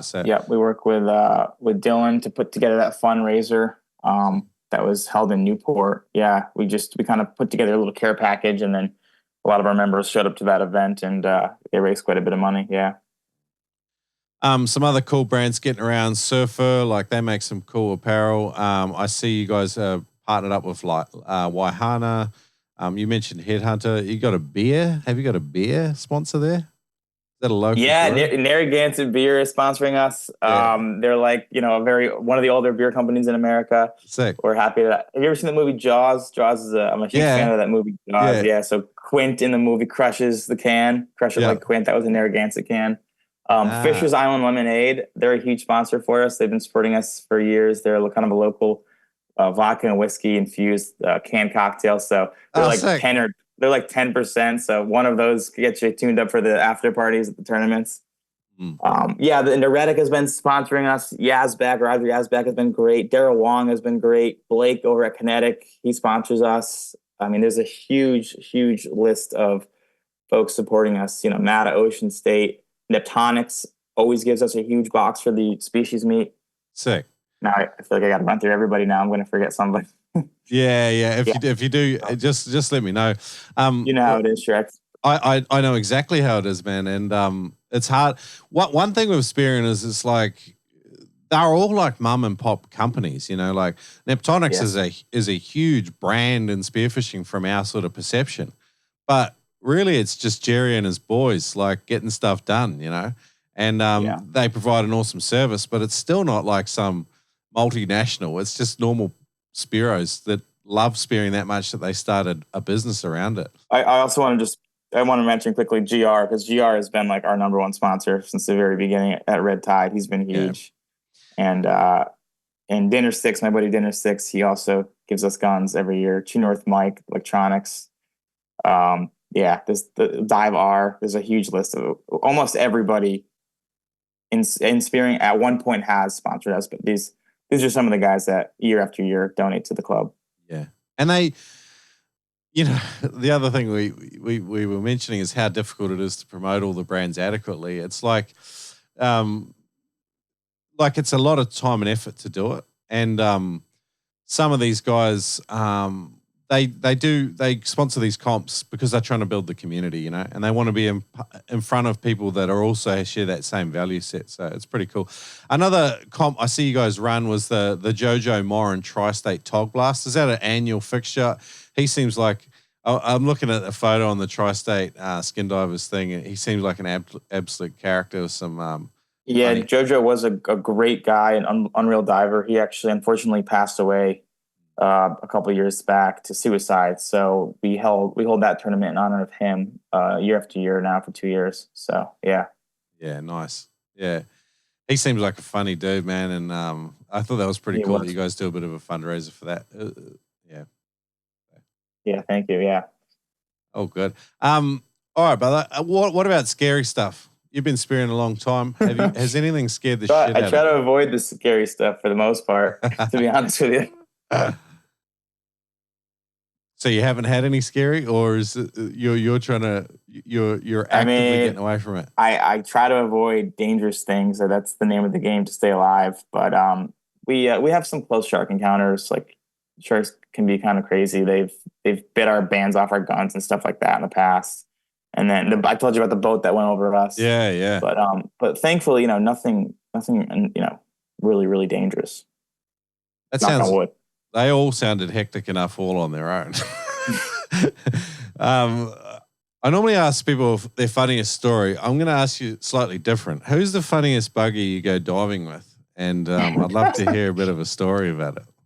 Oh, man, that's a tough question. I was trying to think about that earlier. Like, sometimes, silly stuff happens in the water and you kind of like chuckle, like somebody missing a fish and you're just like blowing air out of your mouth. But I will say, my buddy Christian has a funny story. I wasn't on this particular trip, but, we get to know some of the scuba divers around here, the bubble blowers. And I guess they were out diving a spot and a dive boat dropped like right on top of them and sent their guys down, like 3-4 scuba divers down. And they're like slowly checking out the wreck. So Christian, he thinks he's funny, man. He's a riot, this kid. Strips down naked, everything other than his fins. And just goes down, like bombs down 75 feet and just does like a swim butt naked and does like a full 360 spin, just showing him everything. And these guys, they got a GoPro of it. And these guys are like, what the fuck is this kid doing? So that's like one of the funnier things I've seen. A lot of the guys I dive with are just good, great people. And you meet the greatest people through diving. Yeah. And that's one of the things I love about it. I've met so many friends and, people I consider brothers at this point. And we have a lot of fun. It's always funny when you're first getting your wetsuit on. No one likes to put your wetsuit on, right? And you're getting the conditioner and lubing those things up. And there's always some sort of smart ass remark from somebody about something sexual or just, inappropriate. So we usually have some sex talk on the boat when we're getting lubed up, getting ready, just us guys, If there's a woman on board, we keep it obviously PG-13. Yeah. My mate Bert, the old man Blue over in WA, he nudes out. Like, he's just one of those older guys that's completely uninhibited. He just nudes out. And then, one time we were out, we're sitting there at this boat ramp at Exmouth, and he's nude sitting on the side of the boat with his wetsuit. And then he realizes he doesn't have the suit lube. So he says in his accent, Joel, where is the lube? And so like that was my joke for the whole trip, like there's nothing like a naked bloke asking you where the lube is, So yeah. That is definitely Spearo, man, I reckon. Those bubble blowers must have blown an awful lot of bubbles when your boy went down there naked. I think they were more like angry than anything else, but that's why it was kind of funny. Well, they shouldn't have rocked up on your spot while you're there. That's a dog move. I know. All right, man, what's in your dive bag? Those spear guns you showed me before, are they the ones that you and your dad crafted? Yeah, I wanted to mention that earlier. So yeah, because my dad is, an insanely skilled craftsman and a carpenter by trade, we've built, I think, probably like 10 guns at this point, a couple of blue water guns, a couple longer reef guns, a couple shorter. Like up north, you don't need anything that long because it's pretty bad viz. So yeah, this is what I've been using. These guns are pretty much identical right here. It's purple heart and maple. Yeah, I was going to say, is that a 3-part composite barrel? It's a 3 wood laminate. It's hard to see the gun on the camera, but you can see like just some of the details we put in. This one's a rounded butt, which was kind of experimental. Don't really love it without the rubber, but this is like non-skid on there. Yeah. But like just like we're it's all about functional art to us. We want it to look as good as it cool. shoots. But at the end of the day, if you put it in close track and a piece of wood and load up the bands, it's going to shoot pretty straight. So that would be a real nice steady platform. With one thing that the timber guns have over the pipe guns is just that recoil dampening, which I absolutely love. Like, we can kind of mimic it with a roller because it just pulls some of the recoil out, but timber definitely has some advantages, and they do track nice if the barrels have been shaped pretty well, which a lot of the guys are doing these days. Yeah. I love shooting these, and you just get used to a gun and you get good at using it. But it's just cool to take a piece of wood, take some Nectonics parts and put them in the wood and shape it the way you want. And then, bring it outside of the shop, bring it into the water and just start shooting fish with it. And then, feed your friends and family with fish you've shot with stuff you've built. Yeah. It kind of brings it full circle to that whole primitive fish hunting thing, I've never built one. It's like I chatted with Ed from Killshot Spear Guns down in the Keys. He makes guns, and he uses the Neptonics componentry too. And I got a sense from him of that same vibe. Have you played around much with? So you're making? Are they all in closed track? Have you tried just making it with a rail sitting prime? And have you toyed around? There's a lot of things we want to try. We have 3 or 4 blanks that are queued up right now back at the shop in Connecticut. And when I get back up there for the summer, I'm gonna try to do more filming of the whole process. Yeah, nice. Because he's really the expert. I just kind of give him a hand here and there and watch. And so I'll film. I'll try to do some more content around the spear guns being made, and then us shooting them and eating fish with stuff that we've shot. But sorry, what was your question, Shrek? Have you toyed around with just a rail, not an enclosed track? We want to build a roller. Yeah. We haven't done that yet. And I'd like to try just a non-enclosed, just a track gun. Something like a very slim profile, something that tracks even better, that's even lighter. Because these guns are, sometimes you get lucky and you don't have to add lead to your guns. Like the buoyancy is just kind of perfect. That's tough, right? To have the gun floating without the shaft, but sinking with the shaft in. And sometimes you just by chance get lucky that the freaking weight is perfect. The blue water guns is a lot more mass. You have to add a little more lead to those ones. Yeah. But yeah, we have a lot of designs we want to play around with, just kind of shaving off as much wood as possible, making them real sleek and stuff. Where are your ballast points on the gun? Where do you add weight on those things? Usually somewhere right above the reel. Yeah, you want it, because you want it to sink, slow, kind of pointed down. You don't want the thing pointing up at your diver. Yeah, you want it very slightly muzzle heavy. Right. So if it can sink straight that way, that would be great. Yeah. But you also don't want to do this because then it's going to go right to the bottom. Yeah, sometimes I like it though, because you can let your gun go, and then you don't have to worry about it when you're streamlining to descend. Excellent point. But then you want your gun to float when the shaft's not in it too. So it's a real delicate one, isn't it? Guys that geek out on spear guns, I feel like spear gun builders have been learning the same lessons that every other spear gun builder has learned, and we all have to sort of go through and learn all of those things for ourselves. But it sounds like a cool journey, man. I wish I had more time and more energy because I'd have a go at it too. I'm not a super handy guy, but yeah. Yeah, you really don't need much, and I'm pretty sure Neptonics makes it easy. I think they even sell blanks with pre-built, pre-routed out holes for their mechs and all that. And at that I'm point, pretty sure Ed makes those. I'm pretty sure Killshot makes them. Does Killshot also? Yeah, and he's so then it's just shaping the gun, just taking routers and chisels and making it yours. Neptonics are selling. I'm pretty sure they were Ed's blanks. I'm fairly certain. Okay. Yeah. But you would know more than I would. Are you using the AR-15 Neptonics handle on yours? Yeah. So I do. I love these AI. What are they? AR-15. Yeah, based on the assault rifle. AR handles. I like the grippy ones. I like this because you can't touch. We don't put safeties on our guns. We did try. I actually have a story about that. We tried to put a safety on our blue water guns. The kind that are, it's like a sliding piece that has a notch, so it's just basically blocking. We got the design from Koa. So to keep that slidey piece in place, we had a piece of rubber kind of tensioning the sliding thing, so it wouldn't just shift back and forth. And so it's a trigger safety. Yeah. Yeah, exactly. It's a trigger safety with just a piece of rubber in the wood to tension the sliding piece from going back and forth on its own. But this story is why I'll never put another safety in a gun. because we were diving in the canyons up north, and not every day you find like a nice juicy 80-pound yellowfin tuna. And I'm just like slowly following this guy. I'm like way deeper than I want to be, and I'm slowly trying to get a shot in this guy. And I was really close, had the perfect shot, and I go to pull the trigger, safety's off, go to pull the trigger, and nothing's happening. Squeezing it, nothing's happening. So I'm like, you get that split second where it's just like too late. So I come back up. I'm like, what? This thing's not working. Well, we go back to the shop. We take it apart.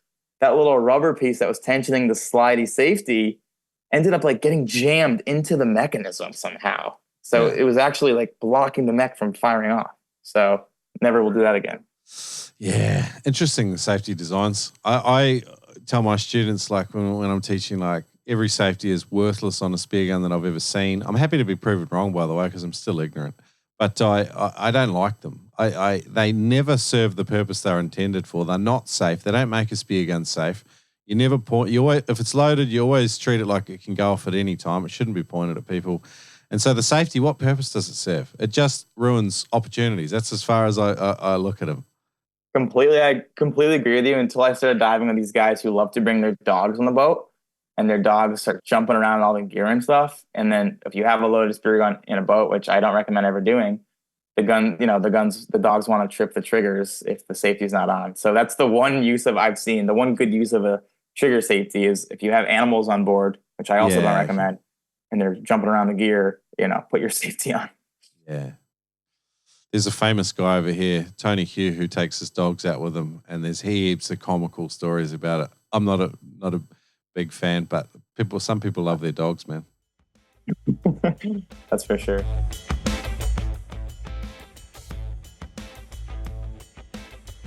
Ooh, small interruption, folks.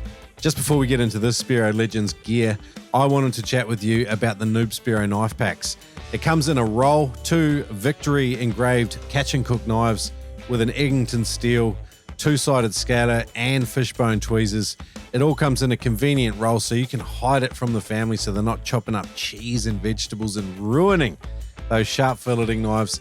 You can hide that away and pull it out when you get back from a mad session out on the water to fillet your fish and treat them with the respect they deserve.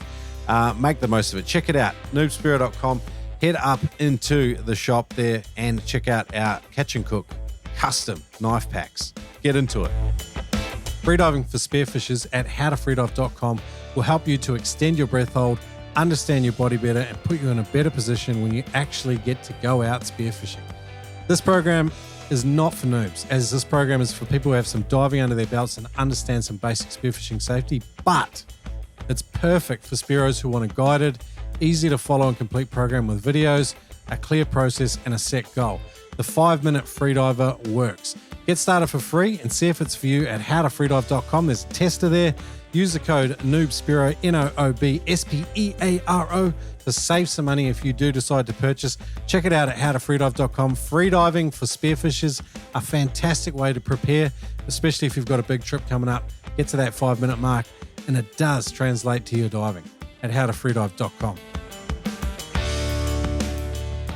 One thing with you, Spencer, I think it stands out, and this is from your social media and this is from you personally. You have a lot of admiration for your dad, and your dad sounds like he's like a real high output kind of guy. You've also got that same vibe about you. Has that transferred from him to you? Was that a conscious thing that he has done with the way he's brought you up? Or I'd love to hear a bit more about that. He'd have a better answer than I would, but yeah, no, we're best buds. We're good friends. We do everything together. He's, my family is like very close. We're all very close to one another and have a great relationship. And we love to go boating together and just enjoy the good life, the ocean life. So my mother doesn't like to be on the boat. She complains when we go fishing for too long. So we'll have to find some resort in the Bahamas to leave her in while we go out fishing. My sister loves to fish. She's getting into diving. She's got equalization issues. She can't get under like 20 feet right now, but we're going to get Christian and some others to hopefully help her out with that. Cool.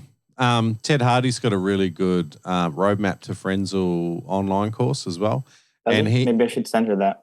Yeah, because there are some things that can hold you back, and his process it's like a, can you do this? Okay, yes, go this way. And then it's like, if you can't do it, then you go and do a different activity. And then when you can do that, then it's, can you do it now? And then, yes, go this way. No, go this way. And then he kind of guarantees that you're going to be able to do it. You can even add on an additional Zoom call with him, and then he can even further help diagnose stuff.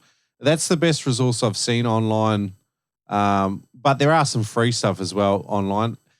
There's I find with students, about 1 in 3 people seem to have EQ issues. Sometimes we can fix it, and sometimes we can't. And I had a girl on the course, Rachel, absolute beast of a woman.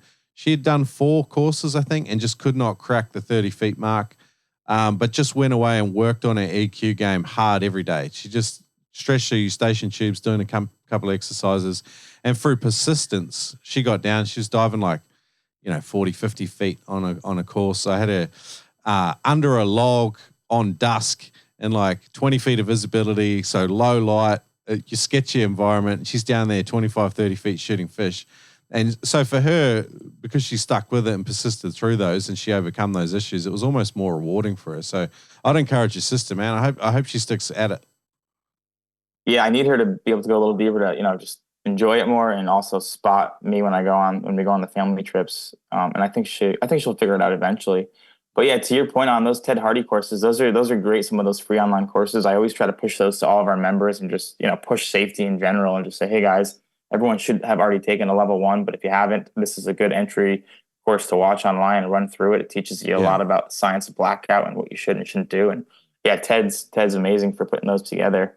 Yeah, if you go to freedivingsafety.com, that is that full free safety course online that Ted's put together. If you're interested in any of the other stuff, go to noobspearo.com/Ted. But I'll link that up in today's show notes as well, noobspearo.com/Tri-State, TRISTATE. The Tri-State Skindivers, if you're in that part of the world, or that 5 or 6 state really area of the world, I think you guys are doing an awesome job, Spencer. Mate, let's get into a fast-paced round of questions before we head on out of here, eh? Sure, happy to. Let's do it. All right, cool. What is the spearfishing destination you would most like to go to? I feel like there's so much here on the East Coast that I haven't accomplished yet between here and the Bahamas. I really want to get over to the Bahamas. The Bahamas are so many species, such beautiful reef diving over there. And what's cool about the Bahamas is you have to use a pole spear. I don't think there's anywhere else in the world where you actually have to be a good enough hunter to use a pole spear. So I want to break into that world. I'm just starting to dabble there. There's some great diving off the Carolinas, the Outer Banks, that I really want to try to hit. So hopefully this spring I can get up there and do some OBX diving. They have some nice big species up there. And then, just, more canyon diving up north, just put more time on the pelagics up there. When I do travel, I got a lot of stuff on the list, Shrek. I want to shoot a big old halibut in Norway. I want to go to Alaska and see that fishery. I want to get down to the SoCal bluefin fishery. I want to see Baja. I want to get to, the Baja spots and, Mag Bay and see all that. And then, of course, there's Panama and Costa Rica and Central America. And then there's the Pacific, Indo. And then I got to get over and see you in Australia. We got to go do some Brisbane diving over there, right? Man, I'm just starting to kick off a trip that I reckon might be perfect for you. I'm putting these 2 annual trips on the calendar now. I'm trying to do it every year. One is a Whitsundays trip on the outer reefs off there aboard a sailboat. And then I've got a Mackay trip that I'm trying to book annually, and that'll be early November, aboard a liveaboard for 5 days. And we're beyond trailer boat range, we're doing a proper big boat send in a big boat, hot showers, cabins, the works. So if you come over and you're around one of those timings, that'd be cool. But even if you just want to do some dirty old brizzy diving, happy as to show you around, brother. I do. The last time I was on Whitsundays was a drinking trip and a snorkeling trip. So yeah, I do want to go back over there. Yeah, what if you had to pick one place on main continent Australia to dive? I'm sure where I was in Gold Coast, off Burley Heads and stuff, was there good diving off there? Spearfishing? 100%. Where would you spearfish if you had to get in the car right now and just drive from your house to spear? Well, I'd drive to WA. It's only a 5-day drive or something. Western Australia. Yeah, Western Australia is hard to beat, man. But I haven't done a lot of stuff too far north either. The Great Barrier Reef off Cairns, they have a decent fishery, but again, a lot of it is determined by range and opportunity, and getting good weather windows as well. But Man, we're pretty spoiled, honestly. Even Brizzy, like I was out here on Easter Monday and it was just amazing, like it was alive. It was so cool. We've had so much bad weather that I think the fisheries had a good rest and that's been good and that's good for it, And I'd had a rest too, but I was still diving all right because I've been doing some training and I think I'm a bit like you, Spencer. I honestly I love spearfishing. Like I can go in cold, dirty water and still have the time of my life. A lot of it's from New Zealand. You're from New Zealand, mate. Yeah. That's also on my list. I want to go up to that Three Kings spot in North Island. Have you been there? Yeah. That looks epic. The podcast gave me an opportunity to go with Nat Davey and Rochelle Davey, the other men's and women's world record holders for yellowtail kingfish. And I got to go out with them to, the spot. I did not make the most of it. I was actually a bit underdone for that trip in terms of fitness and stuff, which is partly why I've changed my ways. Nice. Yeah. But this is the things you learn as you go. And you're 29 with an ambitious spearfishing destination list. I'm sure you're going to tick a few of them off, man.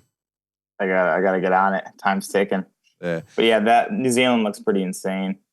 This is our faster paced round of questions. I think we spent 5 minutes on that one. So give me another. What's something a little different from everyone else that you do with your diving? Saw this in your list, man. I don't know. I don't really think I do anything that I'm sure there's something, but I just like you mean in like form and technique and stuff like that, or just in general? Hunting techniques, the way you dive, the way you breathe up, anything, man, even boating skills. What is like?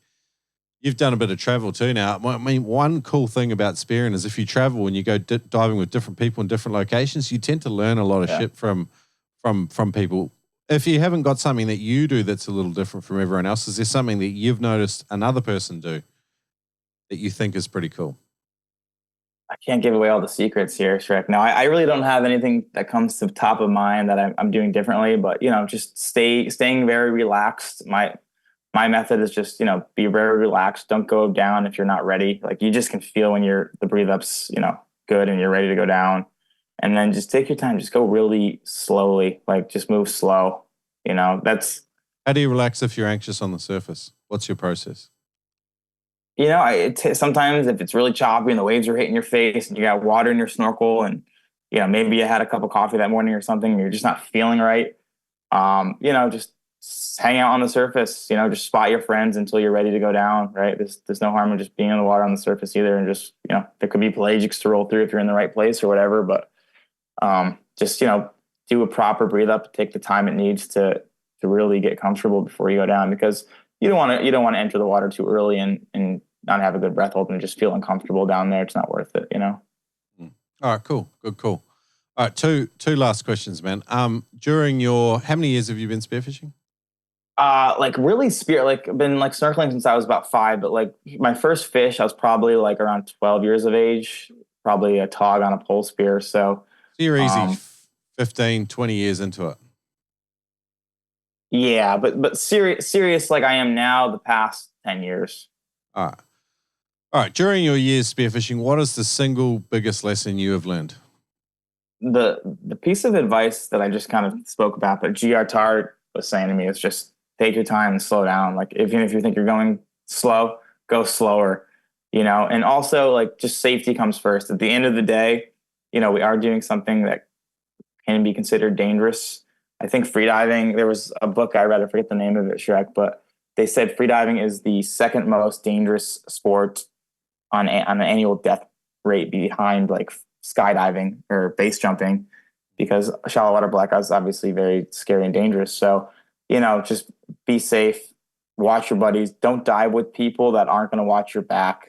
Make sure that you're surrounding yourself with the right people that know how to safety you properly. And we've all been guilty of, doing unsafe things and going with the wrong people or not diving safely. I'm obviously guilty of it, just like everybody else. But, if you're diving deep, make sure you have that line of communication where you're saying, I'll go first, you'll go second. Please watch me. Let's not start pointing our spear guns in random directions. Let's make sure there's good safety with the guns and all that good stuff. Yeah. You've touched on some big things there that I'm getting more and more passionate about. I think bad habits with buddying creates other people with bad habits around buddying. And there are a lot of shit buddies out there, but you've kind of, sometimes it sounds cliche and it's a bit soapboxy and romantic, but it's almost like you've got to be the change in your crew, which is like, hey guys, I want us to be better for each other. Like you do put more fish in the esky, in the cooler box, you know? In the esky, yeah. Yeah. But like, you know, like it's safer and you have more fun, you share in the froth. It's just a discipline, and you've just got to make a bit of a pact with your dive buddies that, hey, let's buddy up properly. Let's stick with each other. Let's just stop being dicks and selfish. But it's a big cultural shift for some people. But anyway, sorry to soapbox you and take over there for you, brother. No, it's true. It's true. Yeah. Last question, man. Could you describe what the spearfishing experience means to you in one sentence? You knew it was coming. Yeah, I did. These are tough questions. Good job writing those questions. The spearfishing world to me is just it's being on the water with, you know, in a beautiful place with people that you love, friends and family. It's being in the ocean, having that respect for how dangerous it can be and how beautiful it is, and around all the animals and wildlife. And it's, you know, selectively harvesting. It's not just going out and killing 30 yellowfin tuna because the regulations will allow. It's taking enough for you and your friends for, you know, that week. And then, you know, taking care of your harvest and respecting it and eating every part that you can, you know, like don't just go on a trip and shoot everything you can because you're on that trip that you spent a lot of money on. You know, be responsible. If your buddy got a great Kubera snapper, then let that be the one Kubera snapper you kill. Don't go killing 4 of them, you know? Yeah. So I know that wasn't one sentence, but it was a short book. A short story. The question always elicits big answers, man, because it means a lot to us. You know, it's a cool way to experience life in the natural world.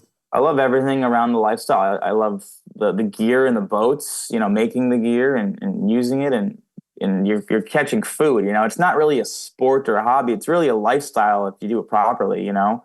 Yeah. So it's hard, but, you know, people, it's awesome because so many people don't know a lot about it, and people are interested in what you do. And sometimes you have to explain it to them. And, you know, for being around for 90,000 years or something like that. It's funny how many people aren't really familiar with freedive spearfishing.